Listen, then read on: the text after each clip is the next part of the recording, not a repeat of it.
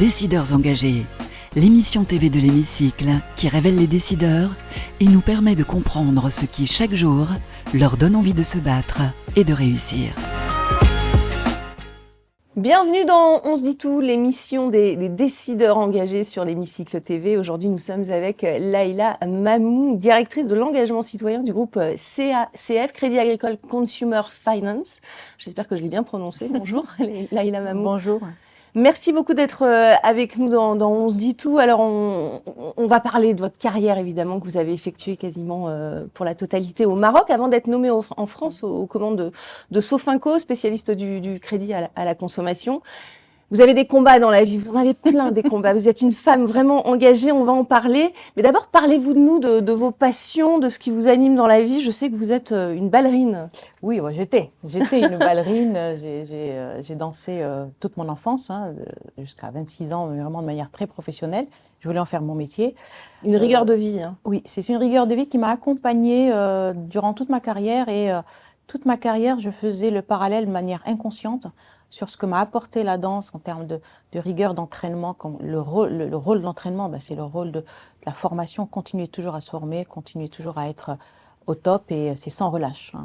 L'écoute, travailler en symbiose avec un beau ballet, c'est quand tout le monde danse ensemble et qu'on est en symbiose. Et ça, c'est des choses que j'ai retrouvées dans le monde de l'entreprise, avec les équipes. Qu'est-ce qui vous passionne dans la vie? Qu'est-ce qui vous porte d'ailleurs? Vos engagements, parlez-nous de vos engagements. Ce qui me porte, c'est de transmettre et c'est d'aider l'autre quand je peux. J'ai deux combats depuis toujours, c'est la jeunesse, comment aider la jeunesse à trouver sa voie, comment aider la jeunesse à être actrice un peu de sa propre vie, et aussi le combat des femmes, même si c'est pas tant le combat des femmes, mais comment leur donner confiance en elles pour aller plus loin, croire en elles. J'ai pas de solution, mais juste j'explique un petit peu ce que j'ai vécu. Voilà, c'est surtout votre parcours qui est inspirant pour les jeunes filles aujourd'hui. Les coups que j'ai reçus aussi, parce qu'on en reçoit pas mal. Parlez-nous de ces coups. Alors le Maroc, le début de carrière au Maroc, ça a été facile? Écoutez, ça a été, pour moi, vraiment, ça a été très facile parce que quand il m'arrivait un problème, je me disais jamais, mais c'est parce que je suis une femme. Je dis, quand on est dans des postes à responsabilité, on est envié, on est jalousé, c'est la même chose pour les hommes. Et en fait, j'en ai jamais fait un vrai frein. C'était peut-être le cas, mais parce que la parité, c'est pas gagné non plus au Maroc. Non, j'étais pendant très longtemps la seule femme directrice générale dans le monde de la finance. Et d'ailleurs, même dans le groupe Crédit Agricole Consumer Finance, nous sommes présents dans plusieurs pays. Pendant très longtemps, j'étais la seule femme CEO des filiales européennes. Et donc, voilà, c'est un combat qui est pas gagné, mais ça se construit. C'est une vraie stratégie et ça se construit depuis le recrutement, la formation. Ouais, absolument. Vous vous définissez avec 5 P aussi, Laïla Mamou. Expliquez-nous, c'est quoi ces 5 P? Alors, mes 5 P, c'est le partage. J'adore partager, j'adore transmettre. C'est la précision. Je suis quelqu'un d'assez précis, assez binaire. C'est oui, non, c'est jamais... C'est jamais on va voir, on attend, on ne sait pas. Non, c'est jamais entre... C'est tranché. C'est tranché, je décide très vite. C'est le progrès. Je suis tout le temps en train de me former, de lire, et je me dis, ma vie ne va pas suffire pour apprendre tout ce que j'ai envie d'apprendre. C'est la passion, je suis une femme vraiment passionnée. Je suis passionnée par tout ce que je fais. Ça peut être, voilà, il n'y a pas de petites choses, il n'y a pas de grandes choses, il n'y a pas de grands combats. Tout ce que je fais, vraiment, ça me passionne.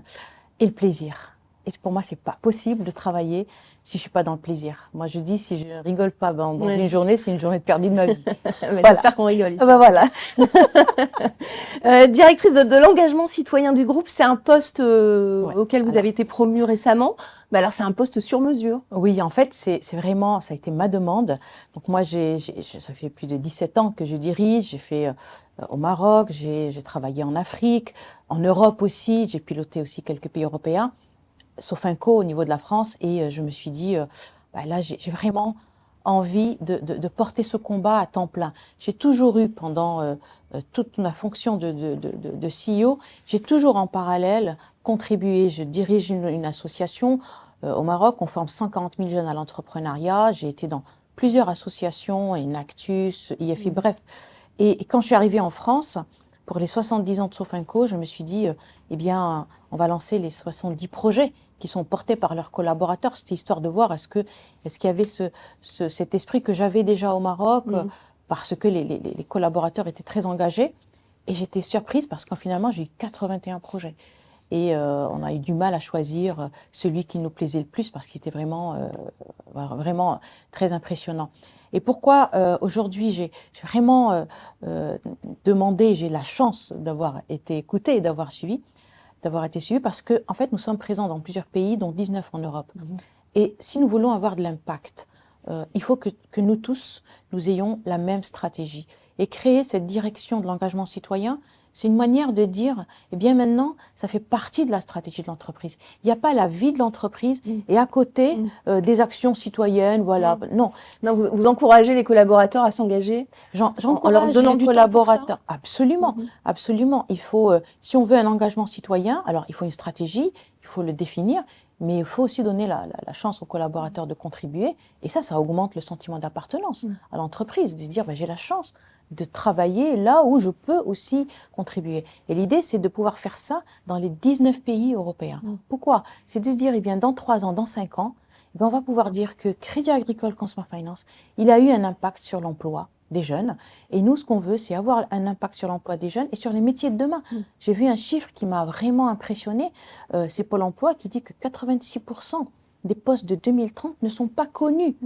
Nous, on est dans un observatoire, dans notre métier de crédit à la consommation, on voit les choses changer. D'où l'importance de la formation aussi. Voilà. Et donc, on peut impulser, on peut accompagner, on peut orienter les jeunes dès le collège pour qu'ils puissent se projeter et qu'ils puissent avoir, avoir un rêve qui soit réalisable. Et sur les métiers de demain, je trouve on en parle, mais il n'y a pas d'action assez concrète. Voilà. Développer aussi la culture de l'excellence relationnelle, ça vous tient beaucoup à cœur. Oui. Ben oui, parce que quand on est dans l'entreprise, il y a le client et il y a le collaborateur. Et pour moi, l'excellence relationnelle, elle est aussi bien orientée vers le client. Il faut que le client il ait la meilleure expérience quand il vient chez nous, mais le collaborateur aussi. Quand un collaborateur rentre chez nous, il faut qu'il ait la meilleure expérience collaborateur. Et c'est les deux ensemble qu'il faut piloter, qu'il faut suivre pour être certain qu'on est dans une entreprise à impact et qui répond réellement aux besoins, aussi bien du client que du collaborateur. On ne peut pas s'occuper que du client, il faut que le collaborateur soit aussi embarqué. Le management aussi, votre façon de manager vos équipes est assez particulier, Laïla Mamou, puisque vous aimez mixer les relations, les genres, la mixité, c'est vraiment le maître mot pour vous. Oui, la mixité sociale, la mixité du genre. Et je considère que vous êtes venu au Maroc d'ailleurs. Oui, absolument. Quand je dirigeais mon entreprise au Maroc, c'était une entreprise qui était une start-up et on l'a fait grandir. Elle est devenue la première entreprise du Crédit à Conso au Maroc. Et en fait, ce qui a fait qu'on était à ce niveau-là et qu'on est toujours à ce niveau-là, c'est la façon dont on s'est organisé.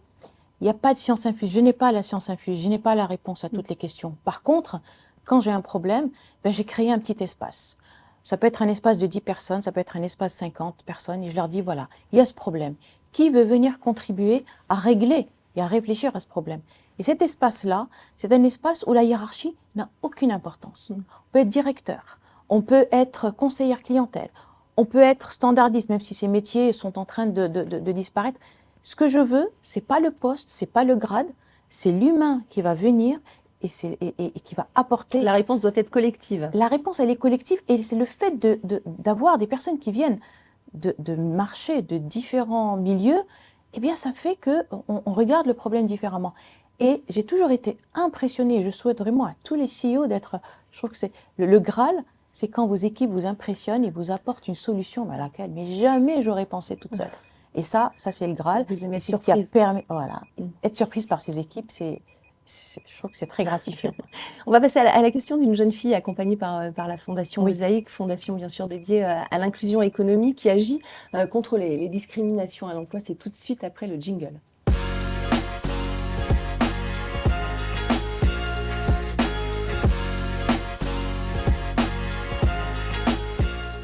La question mosaïque, la question d'une jeune fille accompagnée par cette fondation qui est dédiée à l'inclusion économique et qui soutient évidemment, qui lutte contre les discriminations à l'emploi. Votre question, celle que vous avez choisie, Laïla Mamou, c'est quelles sont selon vous les actions spécifiques à déployer pour soutenir l'emploi des jeunes? On en a parlé un petit peu, mais vous allez nous dire spécifiquement quelles actions, et notamment ceux issus des territoires moins favorisés. Ok. Moi, je vais d'abord ce que nous faisons aujourd'hui et ce qu'il nous reste à faire. Ce que nous faisons aujourd'hui, nous avons un plan jeunesse, nous recrutons 500 jeunes par an, des alternants, des stagiaires, des CDD, des CDI, et ces 500, chacun a un tuteur. Il y a 3000 collaborateurs en France. Ça veut dire qu'il y a un collaborateur sur 6 qui, chaque année, va prendre la main d'un jeune, va l'aider, va lui transmettre les codes de l'entreprise, parce que c'est ça qui manque. Pendant combien de temps ce tutorat? Ce tutorat, il peut être entre 2 mois et 2 ans. Cela dépend de l'âge du jeune, cela dépend de là où il en est dans ses études. S'il a encore 2 ans d'études en alternance, eh bien, on va l'accompagner jusqu'au bout. Et donc, ça c'est quelque chose de très, très fort et qui est porté par tout le groupe Crédit Agricole. Le groupe Crédit Agricole s'engage à recruter 50 000 jeunes par an, de la même manière. Donc nous, on a notre part, donc c'est 500. Il y a aussi beaucoup d'actions que nous menons en France avec l'école Simplon, où nous formons donc des jeunes et des jeunes adultes en reconversion. On a sur Roubaix, parce qu'on a un siège à Roubaix, on travaille avec une association Arélie, le programme Émergence. Ce sont des jeunes bacheliers brillants et qu'on va prendre en charge financièrement pendant les 4 ou 5 années d'études, mais pas que, avec un mentor en interne qui lui aussi va faire rentrer le jeune dans l'entreprise, lui expliquer ce que c'est qu'une entreprise pour le préparer.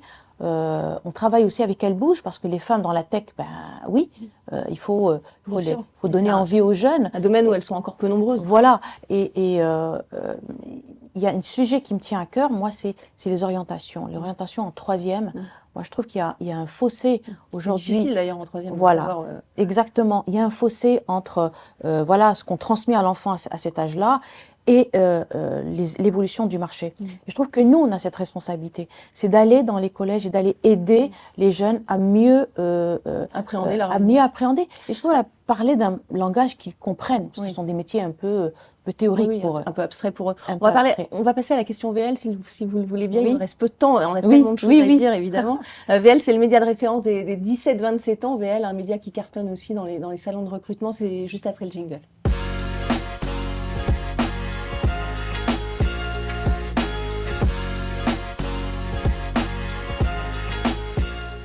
La question VL pour vous, Laïla Mamou. Toutes les études montrent que le niveau d'engagement des salariés baisse année après année. Est-ce que c'est le cas pour vous? Vous allez nous le dire. Quelle est votre promesse employeur pour y répondre et comment réenchantez-vous l'expérience de vos collaborateurs?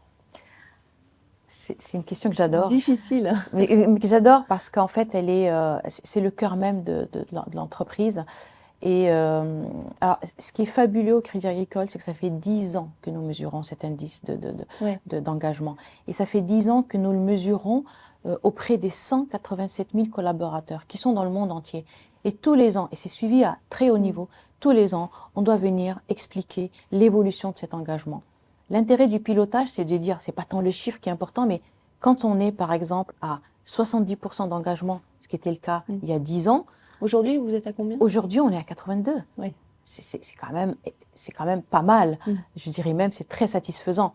Mais en fait, qu'on soit à 70 ou qu'on soit à 80, la question qu'on se pose, c'est qu'est-ce qui manque aux 20% aux autres? C'est pas de dire, mais 80, c'est top. Bien sûr, c'est de se dire, toujours améliorer. Les 20%, qu'est-ce qui leur a manqué? Et en les écoutant, il y a 2 choses qui apparaissent. Et c'est là où on travaille vraiment de manière très serrée. C'est les collaborateurs, ils veulent vraiment avoir de l'autonomie. Ils veulent sentir qu'ils contribuent. Moi, quand je suis arrivée en France et que je disais à mes équipes, vous avez besoin de quoi? On m'a dit, j'ai besoin de bras. J'ai été choquée par cette qu'est-ce que ça veut dire d'avoir des bras? Ça veut dire qu'on a des têtes qui ne pensent pas. Après, je pense que c'est un langage. Et donc, ce que veulent les collaborateurs, c'est être capable de décider, être capable d'apporter des solutions, parce que parfois ils les ont les solutions. Hein, sur le terrain, il y a un problème, ben, c'est ceux qui sont sur le terrain qui ont les solutions. C'est pas ceux qui sont au 10e étage dans une ville à 1000 km. Et donc l'autonomie, et ça, nous avons un programme qui est lancé depuis 3 ans où nous permettons aux équipes d'être encore plus autonomes. Et le deuxième axe, c'est les collaborateurs, ils veulent du sens. Et c'est là où j'arrive à ce qui me tient le plus à cœur, que j'ai développé au Maroc et que j'ai trouvé ici, c'est le mécénat de compétences. C'est de dire, j'ai la chance de travailler dans une entreprise qui me permet de travailler sur une cause qui me tient à cœur. Et aujourd'hui, au niveau du Crédit Agricole, on a un programme qui s'appelle JAGI. On va donner 5 jours par an qu'on peut donner à la société. Pour ces actions. Autonomie et sens, les deux maîtres mots justement de ce réenchantement pour les collaborateurs. On va passer à la question de l'hémicycle. Oui. C'est tout de suite après le jingle.